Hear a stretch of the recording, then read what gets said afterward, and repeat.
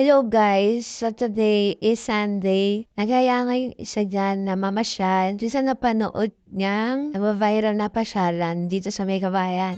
So ngayon, gising na nga yung isa dyan si Dada.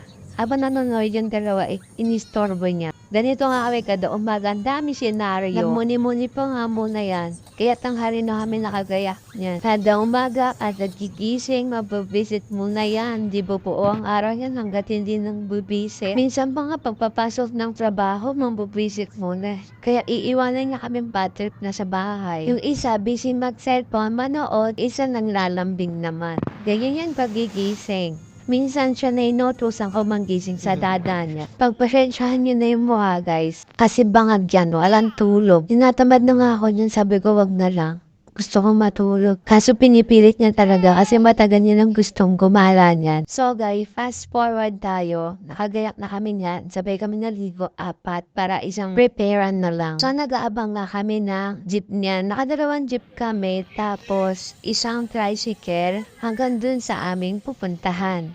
Pagdating pa nga namin guys, ang daming tao. Dun pa lang sa may pinaka-entrance, sa parking puno na, tapos dun sa mga daanan, ang daming tao. Unexpected namin na maraming tao. Porket Sunday, hindi namin alam ganun para karami ang tao. Naligo pa nga kami guys dito. Mari pala yung nababaan namin. So nag-another sakay kami. Late na kami nakagayak. Late pa kami nakapunta. So habang tulog pa yung bulinggit namin, nag-ikot-ikot muna kami dito. Ang kagandahan dito guys, libre lang, walang entrance fee. Kaya pwede ka bumalik anytime. Dito tayo! Ano ba may gano'n din? Ang ganda dito guys. Tulog naman yung isa. Ay, ang ganda dito doon. Ang ganda dito mag-picture.